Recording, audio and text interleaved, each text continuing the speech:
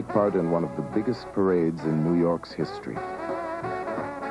As a young boy, to see my father in the parade was one of the greatest things in the world. I would be right there to see him put on his tunic, and I loved to see that sword that he carried. It really made me feel very proud of him. Mills was one of 100,000 black people marching under the red, black, and green flag of the Universal Negro Improvement Association. The world had never seen anything like it. It was all the work of one man, Marcus Garvey. Every window that you looked at, people's heads were out to see the Marcus Garvey parade. Most of them wanted to see Marcus Garvey. And he was very well decorated, his hats and the feathers, but he drove always in his automobile, sitting back. At the age of 34, Garvey claimed millions of followers worldwide. His controversial goal, to create an independent black nation, made him one of the most powerful people in America and one of the most hated. The federal government targeted him as a threat to national security. Rival black leaders denounced him as a lunatic and a traitor to the race. But Garvey may have been his own worst enemy. He wasn't the one to take advice from others kindly. He made his own decisions, and he would rise or fall by the decisions that he made, because he was a supreme egotist. Volatile and secretive, yet charismatic and visionary, Marcus Garvey changed forever the way black Americans looked at themselves and the world. He started something that became bigger than Garvey himself. He, more than any other figure in the 20th century, symbolizes the turning of the perception of black people into something positive.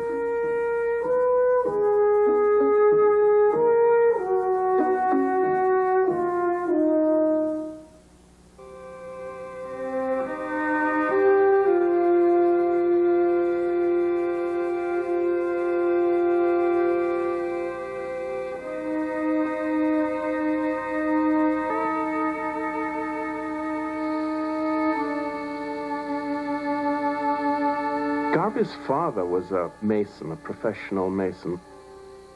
And among the things that he did was to create tombs for people in the St. Anne's Bay graveyard. He took Garvey with him to the graveyard one day, and they were digging this grave, and his father had Garvey go down inside the grave, but then he pulled the ladder up and left the child in the bottom of the grave. Garvey said that he cried out and his father wouldn't let him get back up out of the grave. He wanted to teach him a lesson.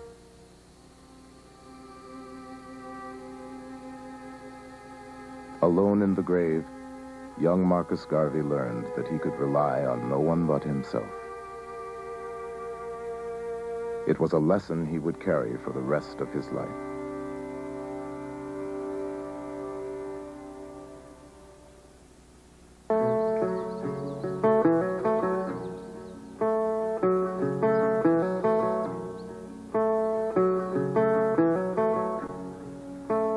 Marcus Garvey was born in August of 1887 in St. Anne's Bay, a small town on the northern coast of Jamaica.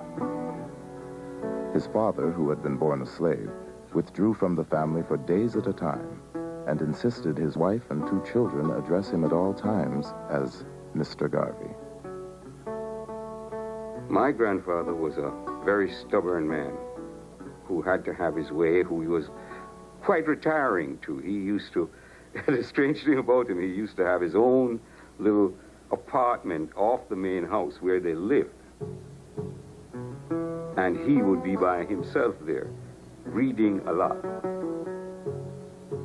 Now, if you look at it, the thing, Marcus Garvey was like that himself too. He liked to be by himself. Marcus obviously inherited many of his characteristics. Marcus Garvey's father was repressed in many ways, a frustrated person, a person who could find no way out and seemed to have internalized much of the feeling that the world was against him. Garvey's mother raised crops and, like many women of her time, cooked for a white family to support her own. But Sarah Jane Richards wanted more for her only surviving son than a life of common labor in the banana fields.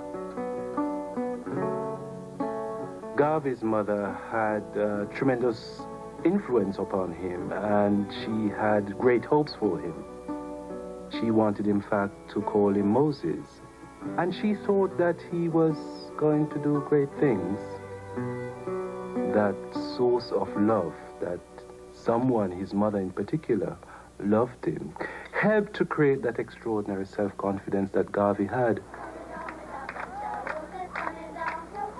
As a boy, Garvey imagined himself delivering speeches to adoring crowds. He spent hours reading, and even that his friends, they couldn't pick a single word from the dictionary that he didn't know. The young Garvey had ambition. He wanted to get out of St. Anne's Bay. Later he said he dreamt of becoming the first gentleman in the world. And it seemed as if he early on developed this interest in a kind of dramatic, epic story of himself in which he would play a leading part.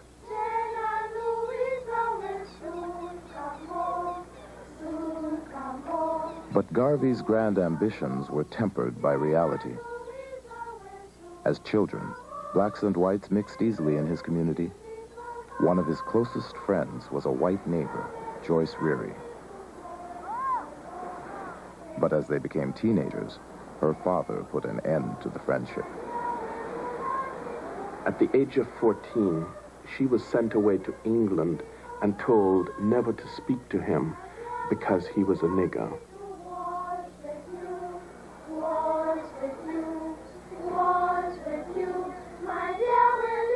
And he said that's the first time that he heard and became aware of this idea of being black and what it meant. He felt shut out. He felt that he was excluded and made to feel that he was not good enough. And the rest of his life was really an attempt to prove that he was just as good as anyone else in the world. Under the colonial education system, Garvey was forced to leave school at the age of 14. He became a printer's apprentice and quickly earned the status of master printer. In the print shop, he learned the power of controlling the written word and would soon publish his first newspaper, Garvey's Watchman.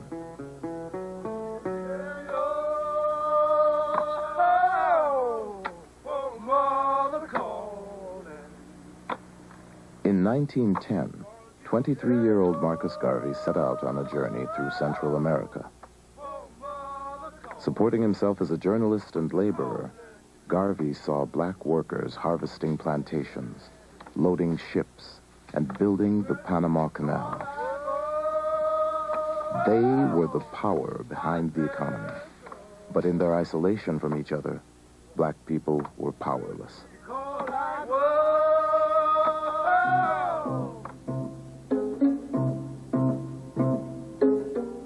In 1914, he came upon the book that would change his life. Marcus Garvey's reading of Booker T. Washington's Up From Slavery was an eye-opener to him and pointed the way to his conclusion, which remained with him throughout his life, that the situation facing black people was a global one. I was determined that the black man would not continue to be kicked about as I had seen in Central America and as I had read of it in America. Where is the black man's government? Where is his king and his kingdom? Where is his president, his country, his men of big affairs? I could not find them. And then I declared, I will help to make them. My brain was afire. As he sailed for home, Garvey's grand vision for himself and for the world clicked into place. He would unify black people scattered across the globe, and he would be their leader. Back in Kingston, he attended a debate and noticed an attractive 17-year-old named Amy Ashwood. When Ashwood took to the stage and delivered a powerful political speech, Garvey knew he had found a kindred spirit. He approached her later that evening as they rode home on a trolley. "At last I have met the star of my destiny," Garvey exclaimed. Her parents were very opposed to it, particularly her mother, who was trying to keep her away from Garvey because Garvey didn't seem to have a solid income or be the type of person that she wanted her daughter dating. But Garvey was a great romantic, and he announced to Ashwood that she was his Josephine. And she says, if you are my Napoleon, and they make a pledge that they would remain together and forge what would become the Universal Negro Improvement Association, and they launch it together in August of 1914. With the motto, "One God, one aim, one destiny," the Universal Negro Improvement Association stressed race pride and sought backers for an industrial training school, modeled on Booker T. Washington's Tuskegee Institute. Garvey and Ashwood attracted a small, loyal following, but there was trouble from the beginning. Garvey created enemies by attacking established leaders. He wouldn't tolerate the slightest dissent from UNIA members, and he was a disastrous money manager, using contributions to the school to pay for his own living expenses. When his few supporters clamored for an accounting, 29-year-old Garvey decided to leave town.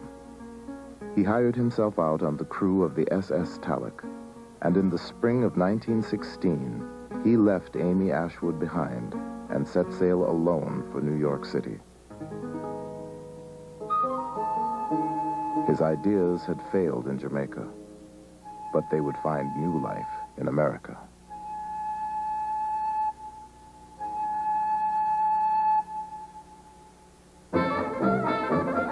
Harlem is a throbbing, bubbling, exciting place. These are fantastic buildings, apartments.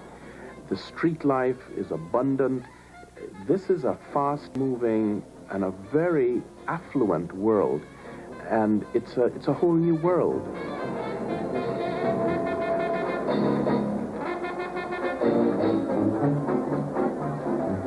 Garvey quickly found lodging with a Jamaican family in Harlem and got a job as a printer. He was not a wealthy person, far from it. Living in a sort of a hall, little hall bedroom, was the kind of bedroom that was very popular in Harlem in those days. So he was in pretty poor financial shape. But the idea that he had, this great desire to build a great movement, sort of sustained him. A. Philip Randolph, editor of the influential Messenger magazine, heard about the young agitator from Jamaica and arranged for Garvey to deliver his first formal lecture in the United States. Garvey printed his own handbills, referring to himself as the Honorable Marcus Garvey. He painstakingly rehearsed his speech, just as he had as a boy. But when Garvey rose to address the audience, his confidence shattered. He spoke with a tremor and shook like a leaf. It seems that Garvey was anxious, he was nervous, he was heckled. He, at one point in his address, lost his balance and fell off the stage, fell into the audience. He literally fell on his face. what he had hoped would be a great sort of coming out turned into this humiliation.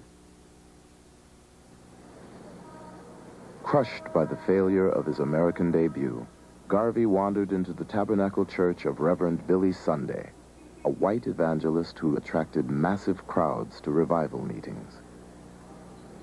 Billy Sunday was the granddaddy, the man who really created the 20th century revival figure, revivalist preacher figure in the United States. Garvey quickly takes on Billy Sunday's speaking style. Very athletic, very intense, moving a lot, and Garvey would refashion his oratory in keeping with the model of Billy Sunday.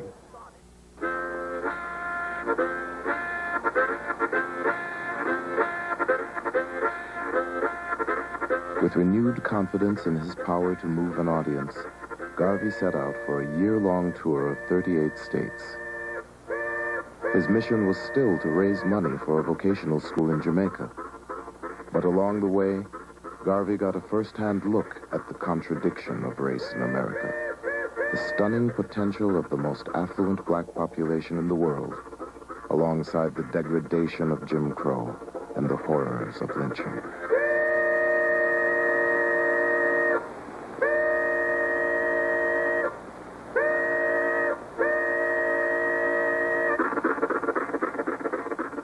When we'd walk along the plank walks, they didn't have sidewalks here in New Orleans at that time, but you'd walk along the plank walk. But if a white person came along, no matter who it was, a white child, a white man, a white woman, if they came along, you had to get off the plank walk and stand in the mud until they passed. You was oppressed and depressed and disgusted that you were born in the wrong race of people because of your color. Whatever was left, that's what you got. Only what was left. And we were at the lowest ebb at that time. The black people was.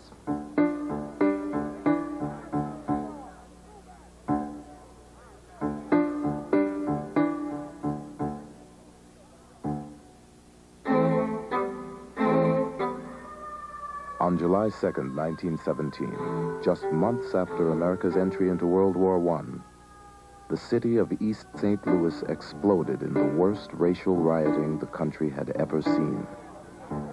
39 whites and hundreds of African Americans were killed.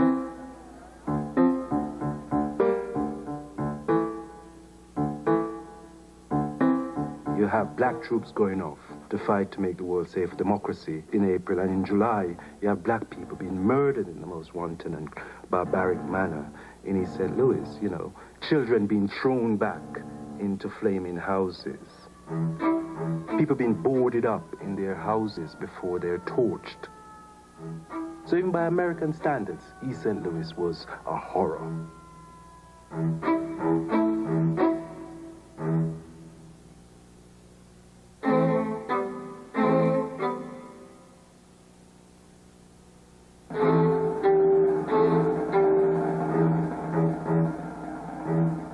W.E.B. Du Bois, leader of the NAACP and supporter of integration, led a silent march in response to the massacre. But to Garvey, this was no time for silence. It was time for black people to get together and fight back. He spoke out at an emergency meeting in Harlem. The whole thing, my friends, is a bloody farce. That the police and soldiers did nothing to stem the murder thirst of the mob is conclusive proof of conspiracy on the part of the civil authorities to condone the acts of the white mob against Negroes. White people are taking advantage of black men today because black men all over the world are disunited.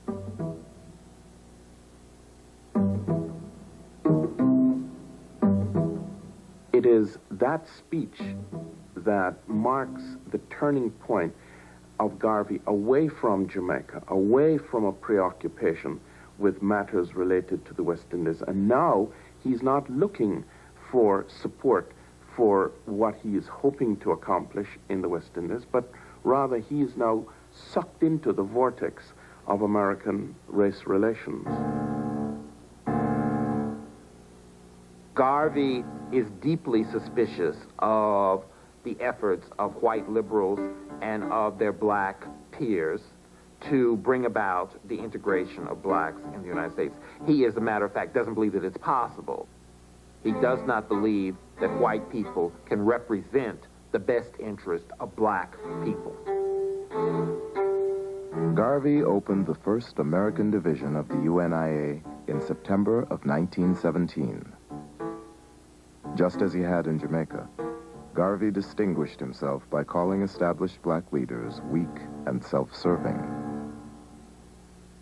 Even though I had a great deal of admiration for W.B. Du Bois and A. Philip Randolph and other black leaders of the time, I thought that their approach to our problems was too doggone tame, and that we needed to have that attitude of Marcus Garvey, that stand up on your feet and be ready to defend your manhood at all times. And all of a sudden, this golden voice from the Caribbean came and stood on the corners in Harlem and began to talk about self-esteem, holding up your backbone, you know, no wishbones. And Mr. Garvey gave them hope that there was a dream for black people. Garvey told black Americans that their history did not begin with slavery. Africa's glorious past was also theirs to claim, he said, and people who had once done great things could do them again. Garvey's message was revolutionary because at that time, it told black people that they had to unite. They had to come together as one and believe in their roots, that they came from something greater than they were told. To begin with, Africa was called the Dark Continent. And the pictures that we got of Africa in those days were cannibals running around in the jungles, putting people in pots. Garvey changed all of that. I am the equal of any white man. I want you to feel the same way. We have come now to the turning point of the Negro, where we have changed from the old cringing weakling and transformed into full-grown men demanding our portion as men. He left the impression that the only way there could be a difference in the way black people of African descent could be treated would be for them to have a powerful nation of their own. Garvey toured the country again, this time initiating UNIA branches in big cities and small towns. Sunday meetings of the UNIA soon attracted thousands. A Garvey meeting was a day-long family affair, half political rally and half religious revival. The first time I went to a Garvey meeting was a Sunday afternoon in November of 1919. It was the first time I had heard the message of the UNIA. The day I met Marcus Garvey was one of the most exciting days of my life.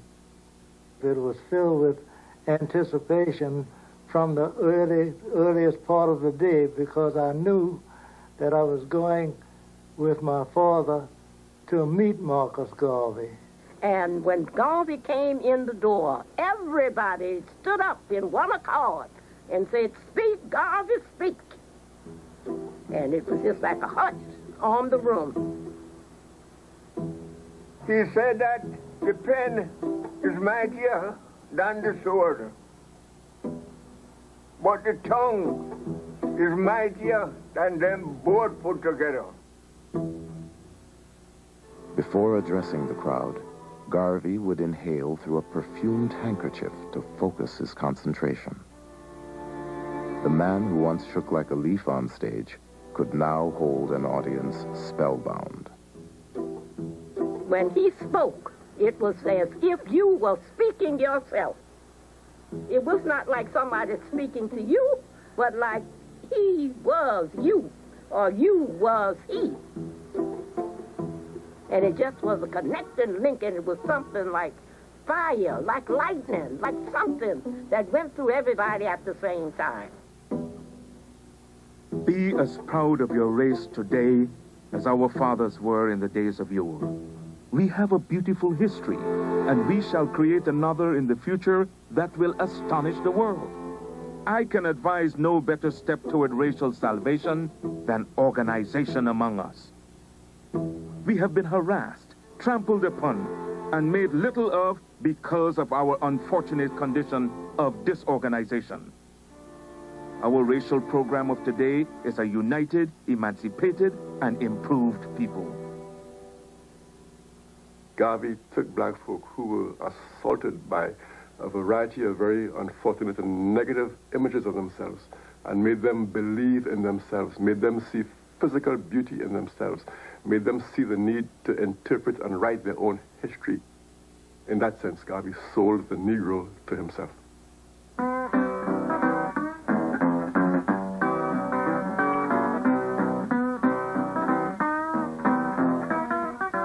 With 35 cents, a photograph, and a pledge to support Garvey's nation-building program, any person of African descent could join the Universal Negro Improvement Association.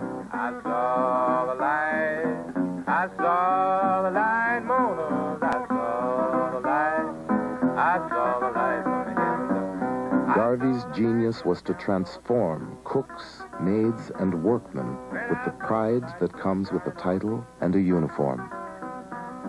Always think yourself a perfect being, he wrote, and be satisfied with yourself. You would almost see them metamorph into something else. You would see it. They'd suddenly get very tall. Because the smallest man in the uniform still looked like a giant. I can tell you that from experience. They were gorgeous. The black men were gorgeous. Jacob Samuel Mills, a master carpenter from St. Kitts, had come to Harlem in 1910. But barred from the All-White Carpenters Union, he could only find work as a janitor. My father joined the Garvey movement because he thought it was something for the advancement of black people. And every Sunday afternoon when he was through with his work, he would put his uniform on. He felt very proud when he wore that uniform. He would wear it on the trolley car and let everybody look at him and talk if they wanted to talk. But that was Captain Mills. The effect of the uniform on everyone who saw it was electrifying, but especially on white people. I heard white women fainted. When we had the big parades going down Fifth Avenue, they would just fall out. The UNIA had something for everyone. For men, there was the African Legion. For young people, the Juvenile Division. And in the Black Cross Nurses and the Universal Motor Corps, the Garvey movement offered black women a place of their own. We wore this uniform everywhere. That was a physical statement that these uniforms and plumage made to the rest of the world, that we are Garveyites and proud of it. I saw light, I saw light, Mona. My father at one point said that the organization would have been able to develop farther and faster if we had more women in the organization in comparison to some of the wimpy men that we had.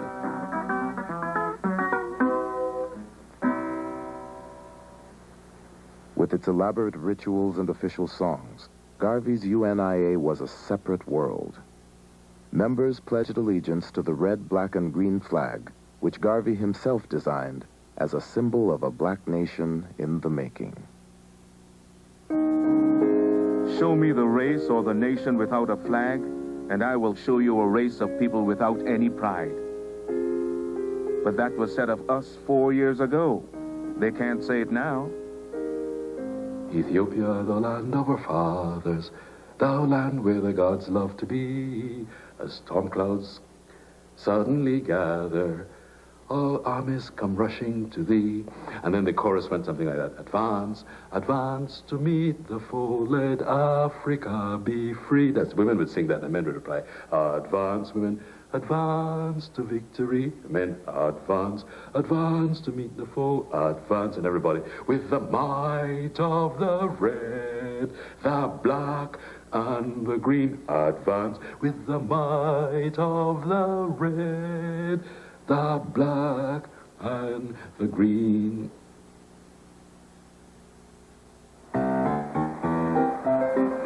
In the summer of 1918, Garvey set out to create a separate economy of black-owned businesses.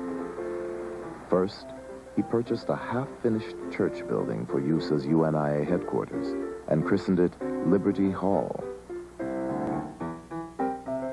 Relying on the printing skills he'd learned as a boy, Garvey started the Negro World newspaper with a cover price of 5 cents. The paper carried essays, poetry, and articles on black history and world events. On the front page of every issue was a long editorial penned by Garvey himself. He distributed the paper with the help of Amy Ashwood, who had made her way to New York a year earlier. Then, to attract the dollars that flowed through black hands, Garvey created his first of many investment funds. Garvey was aware that blacks had contributed to the war effort by purchasing over $220 million worth of Liberty bonds. And this contribution to the war effort indicated that there was some wealth within the black community in the United States. And his idea was that this black wealth should be converted into businesses that would benefit blacks and projects that would benefit black people. Garvey's idea of the UNIA was that it would teach success. It was going to be a vehicle to communicate and demonstrate that black people could be successful. This idea of success was now translated into a whole series of commercial ventures. Laundries, restaurants, newspapers. Garvey financed UNIA enterprises through the Negro Factories Corporation, which was capitalized with small contributions from his followers. At their peak, UNIA businesses employed as many as 1,000 people in Harlem.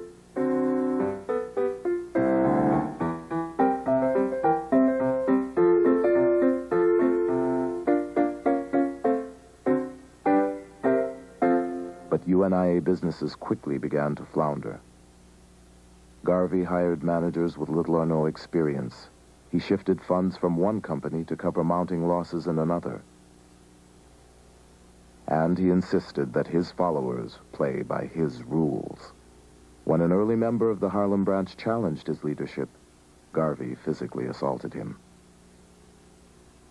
Garvey was very authoritarian and very anti-democratic in the way he ran his organization.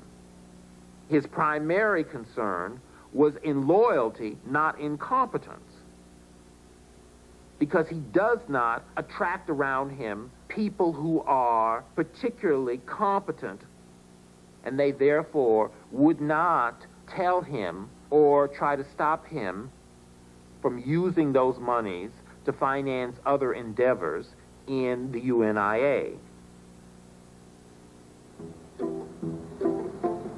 In October 1919, resentment against Garvey boiled over. A disgruntled investor named George Tyler pushed his way into UNIA headquarters, where Amy Ashwood was now working. Amy Ashwood didn't really want to let him in. He seemed disturbed.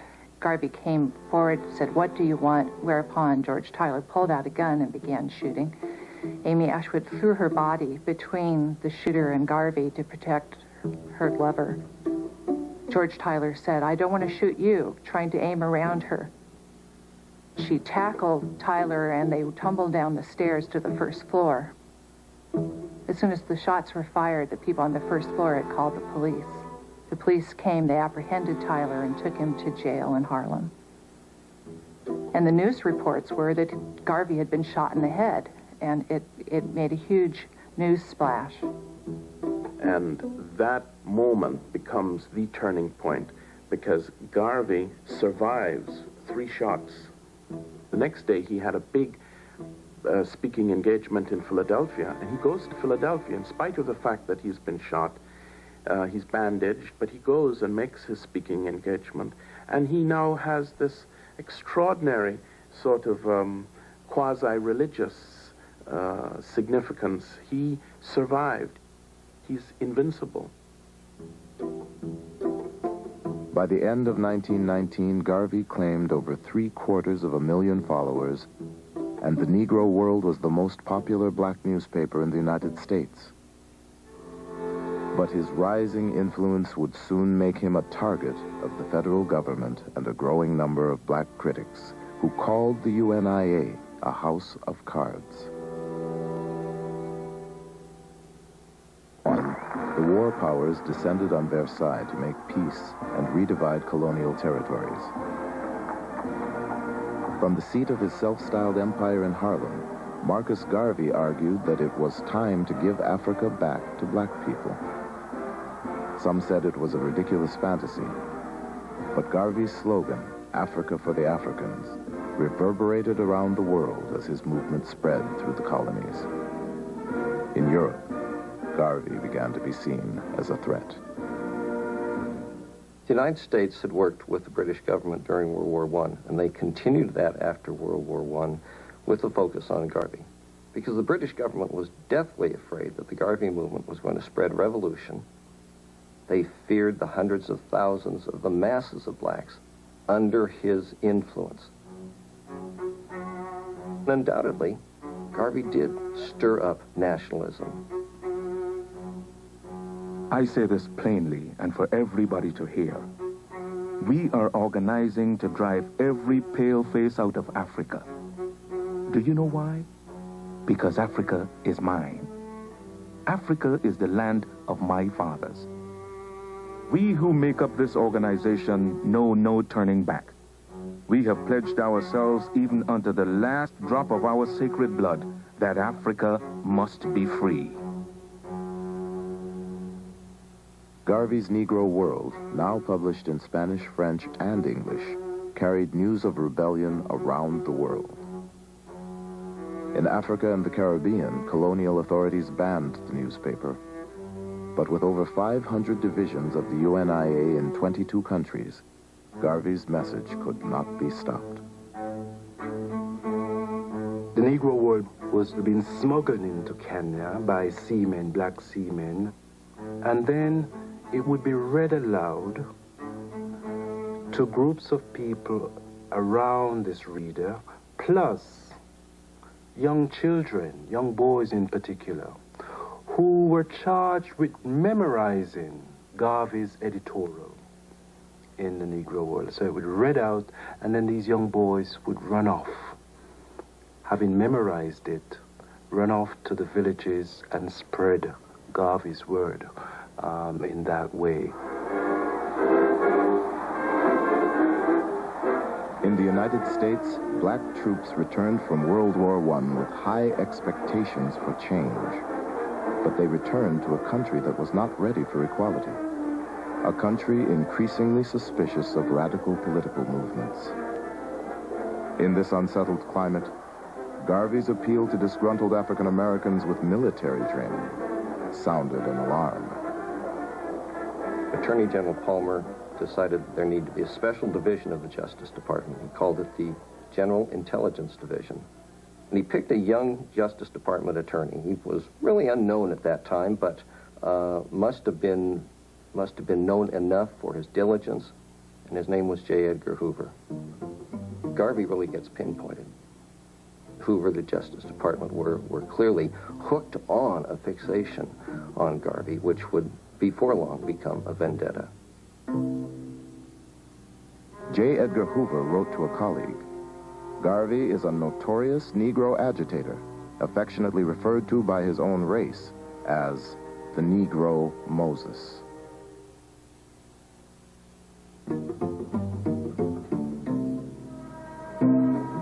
Hoover's agents were in the audience at Carnegie Hall when Garvey bragged that the UNIA would soon be strong enough to exact its own form of justice. When those crackers lynch a Negro below the Mason-Dixon line, since it is not safe to lynch a white man in any part of America, we shall press the button and lynch him in Africa. The agent reported that Garvey's address was met with great applause and much excitement. J. Edgar Hoover had long relied on casual informants, but now, in his determination to go after Garvey, Hoover hired the first full-time black agent in the Bureau's history. He was known by a code number. All his reports were signed 800. That was his code. And his job was to go into Harlem and to infiltrate the Garvey movement, to try and find evidence that could be used to build a legal case for ultimately getting rid of Garvey. Garvey rejected America.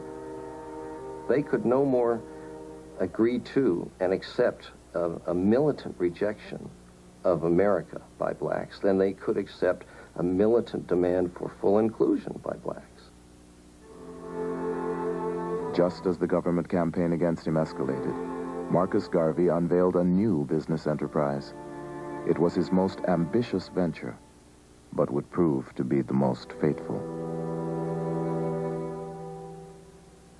Get on board, countryman, get on board, lazy none, get on board, countryman, wine home on the Black Star Line, wine home on the Black Star Line. The idea comes to Garvey that black people need a shipping line. And he bases his idea on the fact that the Cunard family has the White Star Line, and the Irish have the Green Star Line. And he says, why shouldn't blacks have the Black Star Line? So it is a vision of grandeur. Black people were routinely Jim Crowed on ocean-going liners. Black folk paying, say, for first-class accommodation often had to travel in third-class accommodation. Black people on ships had to eat after the white people had finished eating. So all of these problems Garvey was trying to address through a shipping corporation. His ships would carry more than passengers.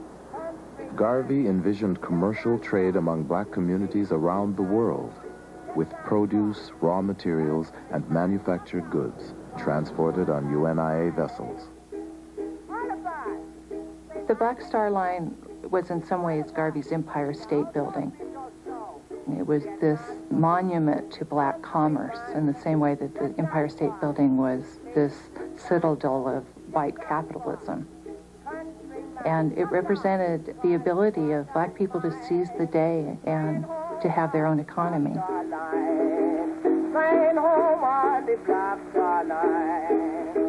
Garvey offered Black Star Line stock for sale in 1919, promising his investors liberation and large profits as they slept. My parents spent a small fortune in Garvey shares. They were $5 a piece in those days, which was a lot of money. And my mother had to remind my father that there was food and things to be bought because he was buying shares. And Daddy had those on his dresser. And I remember reaching out to touch them. And Daddy said, touch them and feel the power that the black man will someday know.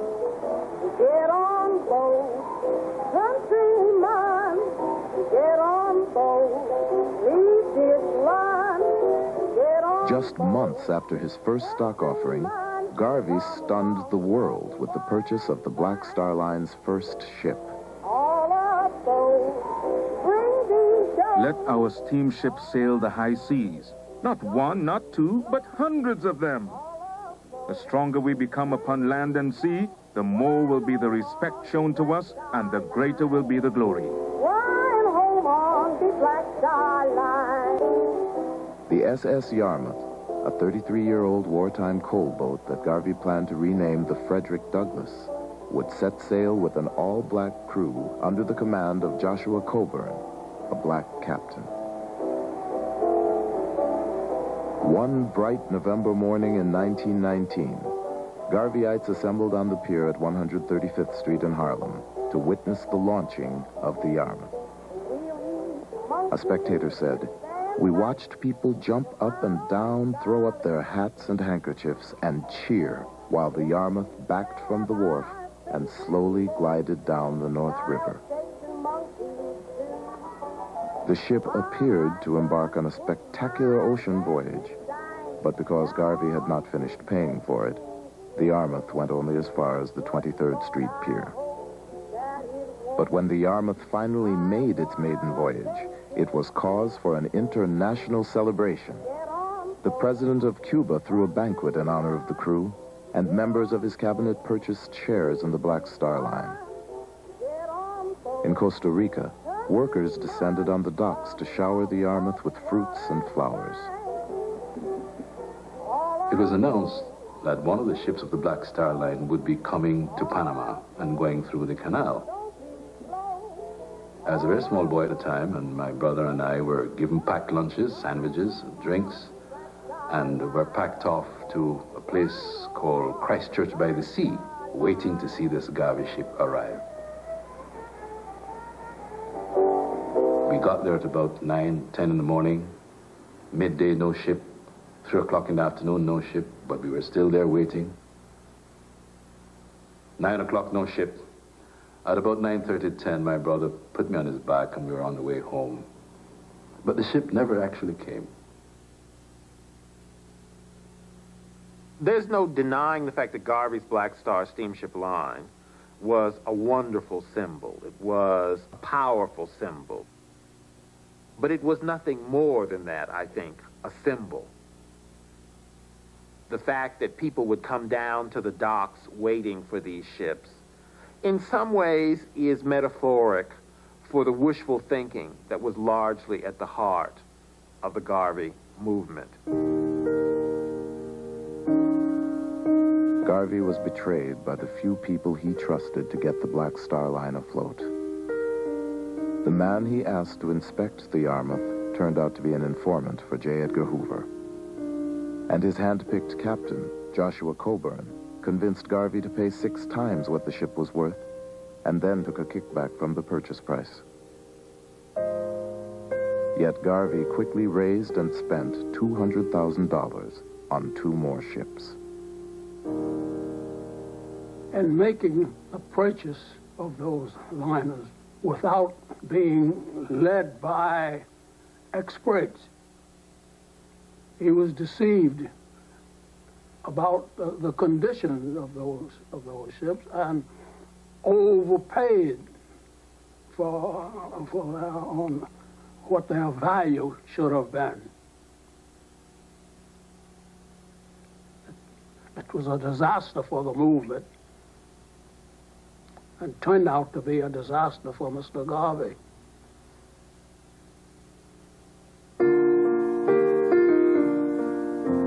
At the end of 1919, Marcus Garvey married Amy Ashwood, the woman who just months earlier had thrown herself in the line of fire to save his life. They had a very rocky relationship. A lot of off again, on again, a lot of quarreling. And finally they married in a spectacular Liberty Hall marriage on Christmas Day. Their extravagant wedding was the talk of Harlem. 5 different ministers performed the ceremony before 3,000 guests. Just 4 months later, the couple separated. Having a wife was an impediment to my work and peace of mind, Garvey would later say. I can't pay her personal attention as the average husband. In fact, I have no time to look after myself. My father was committed totally to the struggle, and that's why he never seemed to relax. He never seemed to take a day off. He was always committed to the struggle. He was always appeared to be dressed, ready to work. And he's working at home. He was working at the office.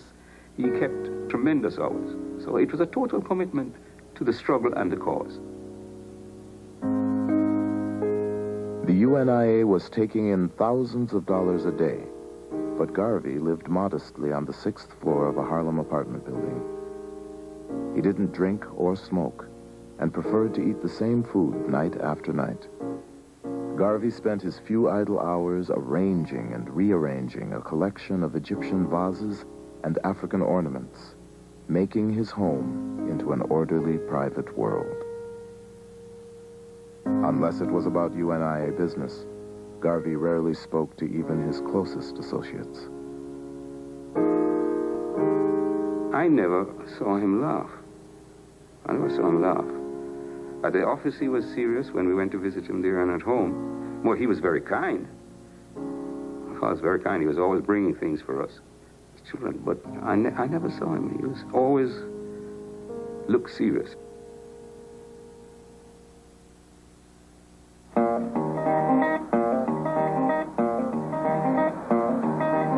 On August 1st, 1920, thousands of UNIA delegates from 25 countries assembled at Liberty Hall and Madison Square Garden. Garvey called it the International Convention of the Negro Peoples of the World. He hoped to move a step closer to his dream of a black nation in Africa, with himself at the helm. The whole convention is this extraordinary public event of pomp and ceremony and magnificence and grandiloquence. Garvey, he would now establish a stage, a world stage for his movement. And effectively what he gave the black world was a government in exile, a government in waiting. We have met in this historic building tonight for the purpose of enlightening the world respecting the attitude of the new Negro. If you believe that the Negro should have a place in the sun, if you believe that Africa should be one vast empire controlled by the Negro, then arise and sing the national anthem of the Universal Negro Improvement Association. The month-long convention combined substance with overblown symbolism. Garvey installed officials with outlandish titles like Supreme Potentate, Leader of the American Negroes, and Lady Commander of the Supreme Order of the Nile. After insisting that no African was qualified for the post, Garvey named himself Provisional President of Africa. But behind closed doors, convention delegates produced a groundbreaking document. They developed a program which was based on assessment of what was the black experience in up to 1920, and how do we go forward, which led to the development of the Declaration of Rights of the Negro Peoples of the World. They were thinking there needed to be a black Declaration of Rights. This was an important document that called upon the nations of Europe and America to respect the rights of black people throughout the world. This was the moment at which Garvey, I think, was both the most powerful in the sense of his articulation of ideas of justice along racial lines, and at the same time, his most grandiose and megalomaniacal, because there was really nothing behind any of this. Garvey's reply to his critics was simple. I am accused of creating dukes, barons, and knights, he said. But who gave the white man a monopoly on creating social order? Garvey's government in exile conducted its own foreign policy, appointing ambassadors and sending a telegram of support to the Irish Republican Army. He dispatched a team of engineers to Liberia to begin construction of a black homeland. and chartered a delegation to the League of Nations to argue for the transfer of African colonies to UNIA rule. When he finally took to the stage, it was Garvey's moment of greatest triumph. 25,000 people, black people, packed Madison Square Garden, and Garvey delivers this magnificent speech in which he tells the Europeans to give Africa a wide berth because we are coming home.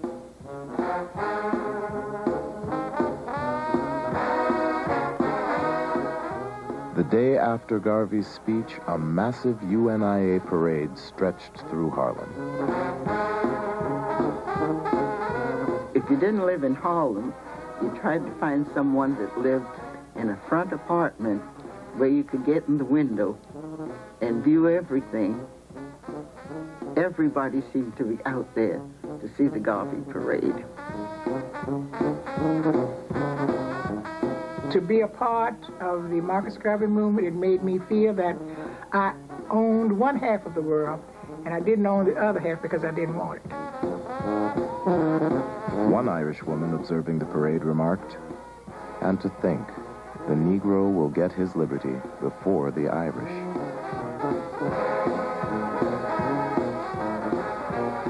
And of course, we were looking for my father, who would be in the group of officers marching proudly down the avenue with his sword at his side. It was an exciting thing to see. Marcus Garvey now stood at the head of the largest black movement in history.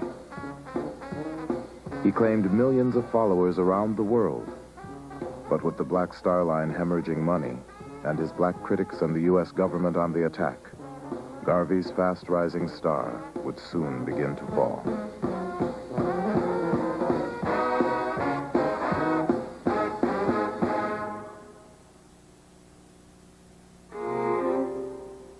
Not all African Americans were thrilled by the splendor of the Garvey movement. Many were embarrassed by the pompous spectacle of Garvey in cap and gown. A. Philip Randolph, who had introduced him to his first Harlem audience, said Garvey had succeeded in making the Negro the laughingstock of the world. W.B. Du Bois and A. Philip Randolph saw Garvey as a person who was engaged in a grand distraction. Garvey's emphasis on a program of African redemption, his pretensions to some kind of imperial posture as the provisional president of Africa, they thought of as either charlatanry or just pure buffoonery. Their complaints about him provide a legitimation for the government to move against Garvey.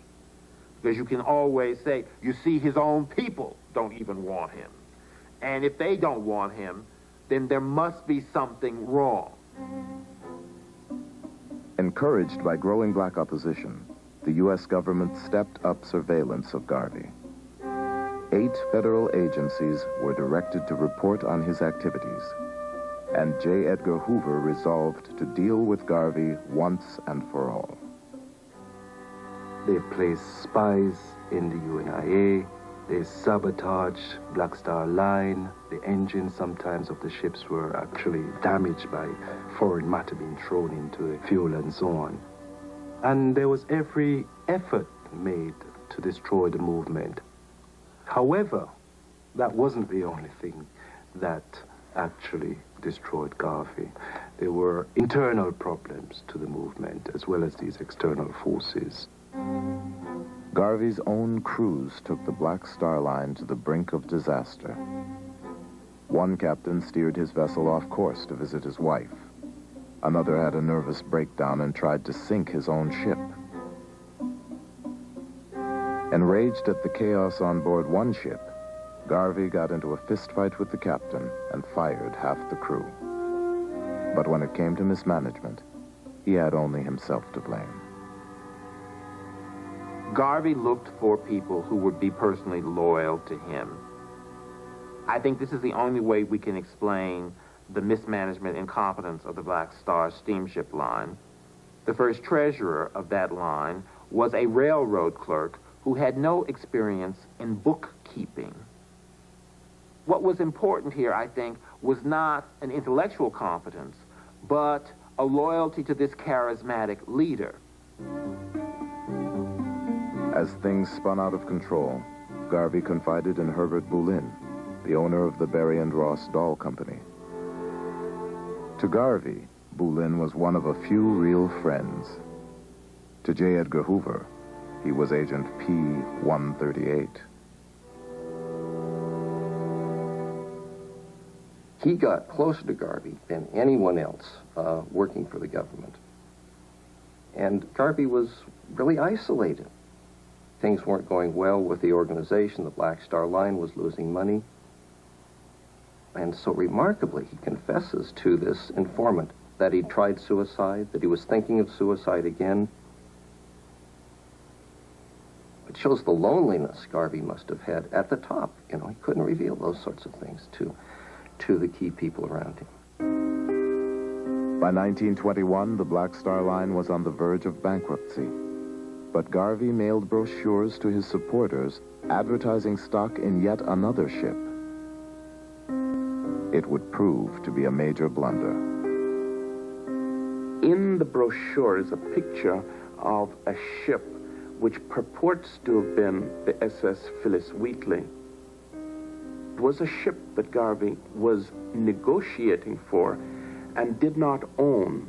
And it seems that someone etched into the bow of the ship the words, the SS Phyllis Wheatley. In other words, it was a misrepresentation. It gave the impression that Garvey and the Black Star Line owned this ship, when in fact there was no such ship. In January 1922, Garvey and 3 UNIA officers were arrested for federal mail fraud. The man Hoover once called a notorious Negro agitator was finally in his grasp. The mail fraud was the most convenient and ultimately the only means that they could find to prosecute him. Prosecution was not the end. Deportation was the government's real aim.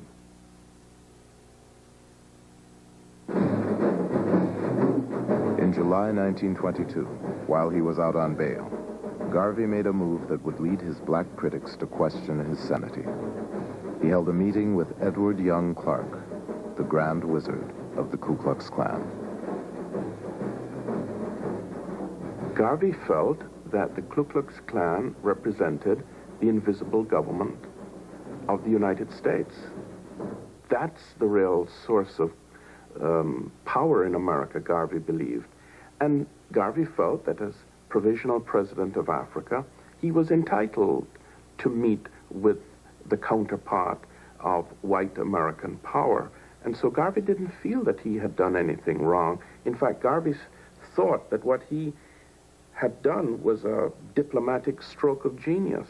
After he met with the Klan leaders and had them speak at his rallies, he was viewed as an enemy of black people. For a so-called responsible black spokesman to be having anything to do with these people was viewed as a complete and utter betrayal. This was too much. In a letter to the Attorney General, 8 prominent black critics said the UNIA was composed of the most primitive and ignorant element, Negro sharks and Negro fanatics. They called for Garvey's deportation, but Garvey fought back. When W.E.B. Du Bois called him the most dangerous enemy of the Negro race, Garvey said Du Bois was a rabid mulatto who needed a horsewhipping. A. Philip Randolph, who had once befriended Garvey, called the UNIA leader a half-wit, low-grade moron. In the midst of that, A. Philip Randolph received a package in the mail, and thinking it was a bomb, he called the police. They opened it up, and they found that it was the severed human hand of a white man, signed with a note signed by the KKK. Randolph believed that it was really the Garvey movement that had sent it. Garvey, now frequently accompanied by 8 bodyguards, denied involvement and said he was the target of violence. But then Reverend James Eason, once Garvey's hand-picked second-in-command, and now expected to be a key prosecution witness, was shot and killed. Before he died, Eason identified his assailants as Garveyites.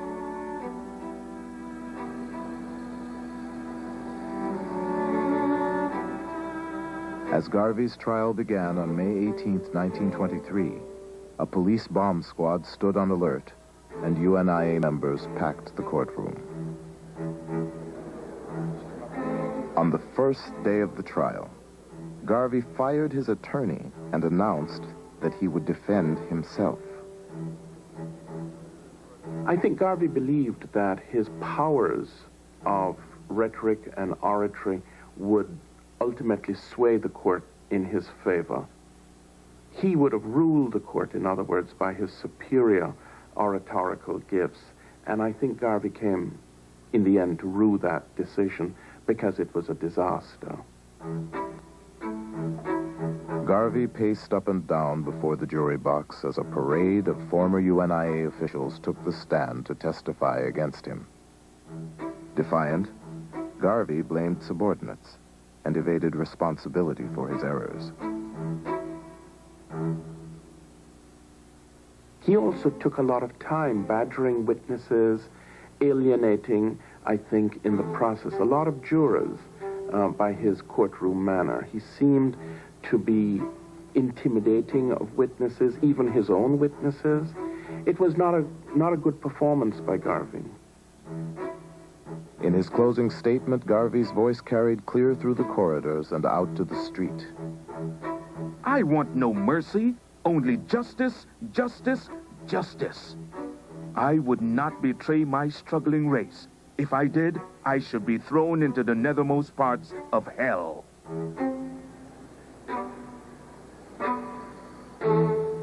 After a 4-week trial, his 3 co-defendants were acquitted, but Garvey was convicted and given the maximum sentence of 5 years in prison. Hoover's agents had the UNIA under surveillance for years in search of damaging evidence. But in the end, Garvey's conviction hung on using the mails to defraud one man, Benny Dancy, of $25.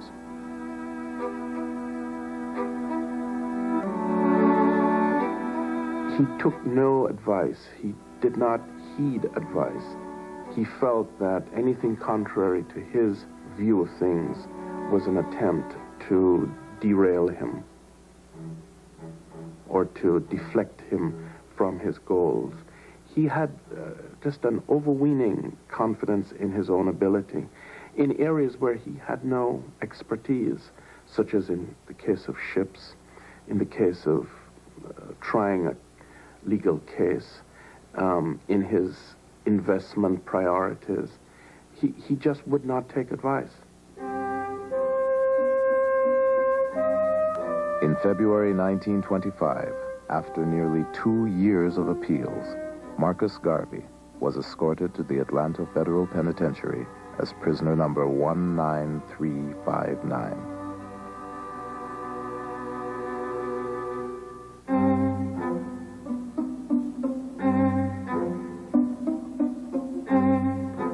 His only personal assets were $40 and a few hundred shares of his own worthless stock.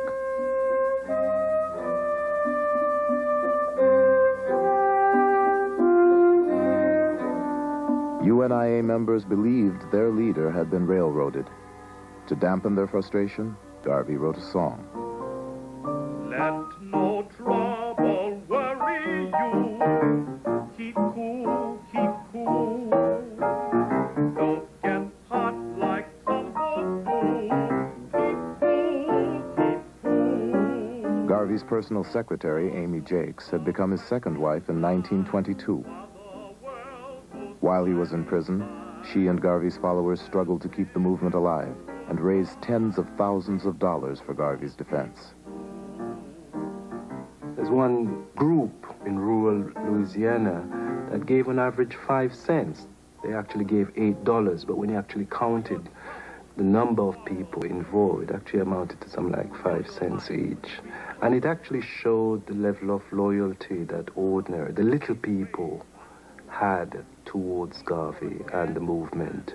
People around the world began to send in petitions and letters and so on. There were literally millions of signatures that were appended to petitions that were taken to various government agencies in Washington, D.C.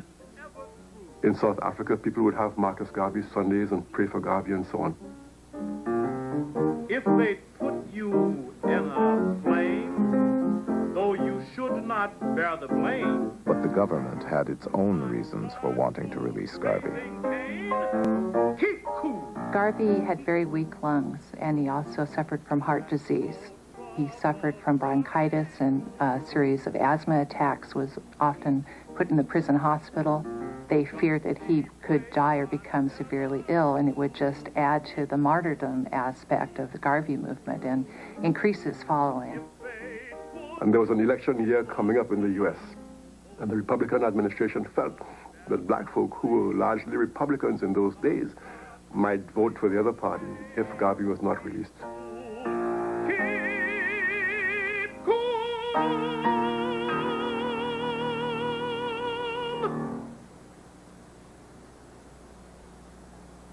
On November 18th, 1927, after serving 2 years and 9 months, Garvey was pardoned by President Calvin Coolidge. But he was ordered immediately deported. He was put on board the SS Saramacca, a ship owned by United Fruit, the same company on whose Costa Rican plantation he had worked as a young man. It was announced that Garvey would sail back to Jamaica from the port of New Orleans.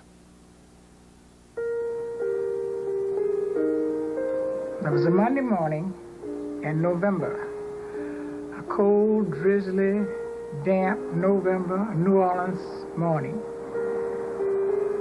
It was more like a Mardi Gras day in New Orleans on that particular day. Going out to see Marcus Garvey on this ship.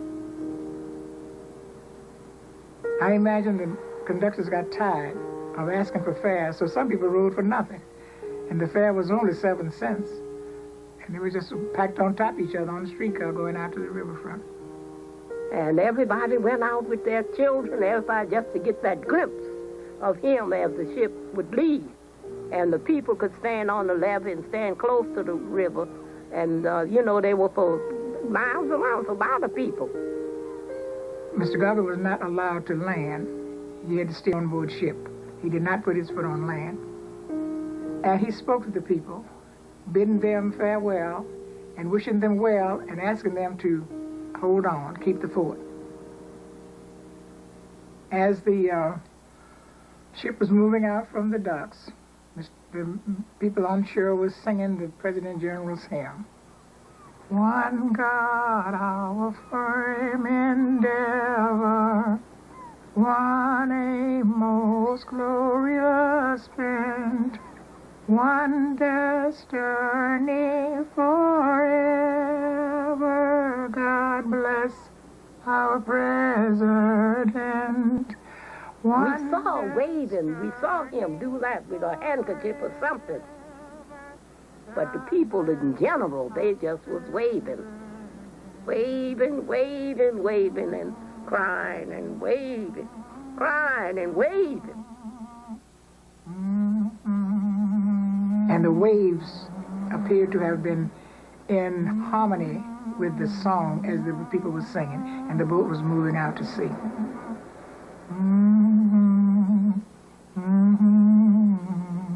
They felt they was losing their father. Somebody so close to them. Or losing themselves. What are we going to do?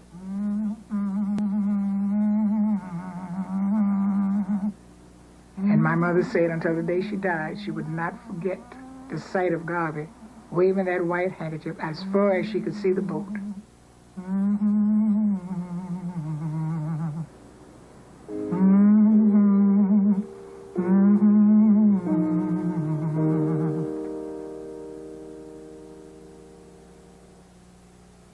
Back in Jamaica, Garvey received a hero's welcome.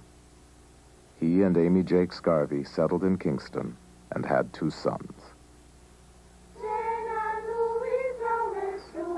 He tried his hand at elective office, real estate, an amusement park, a collection agency, and a newspaper. But when an American court took title to his personal assets and all UNIA property from New York to Kingston, Garvey was forced to declare bankruptcy. Garvey was now a person who had come down in the world.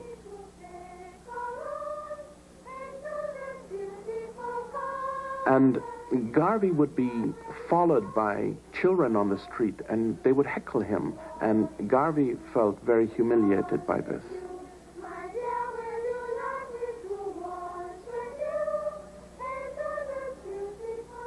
Garvey relocated to London in 1935.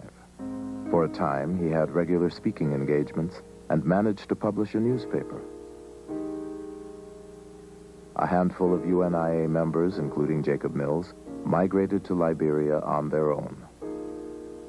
But without Garvey's strong hand, his hundreds of thousands of followers in the United States dwindled to a small band of the faithful. The men folk, if they had your names and everything, and you are a member of the UNIA, you'd lose your job. So you had to meet in disguise. That was one of the reasons why the Garvey movement was so thorough in being broke up. You couldn't say, I'm a UNIA member, I'm Marcus Garvey. You whispered it, Marcus Garvey. You could not speak his name. Garvey was alone in London. The asthma and heart disease that had plagued him in prison began to worsen. Garvey had a stroke in January of 1940, and he becomes incapacitated.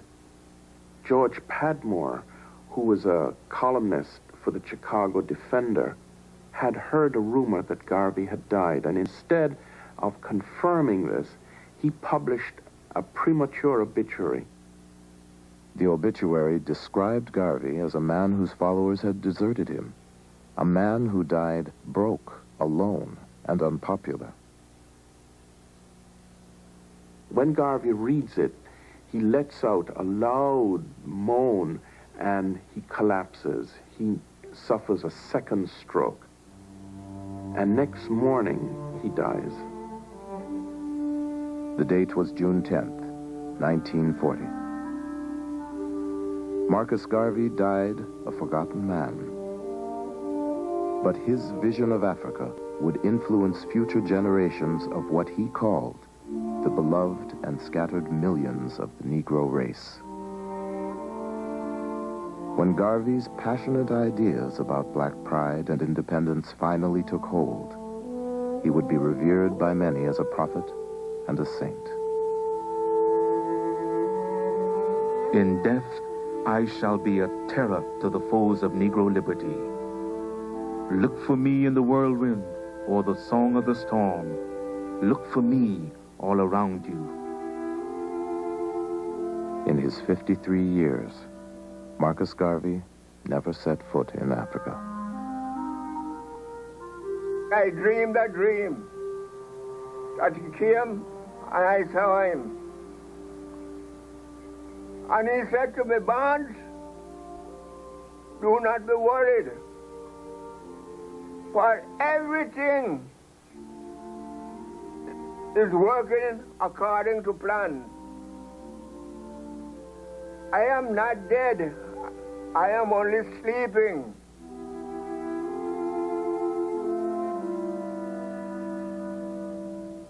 The organization left the legacy of I am.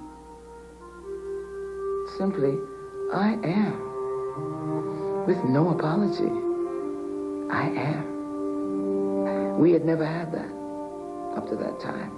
We belonged to churches where we sang, but Garvey made you stand tall and quiet, looking into the future. And that's a great legacy.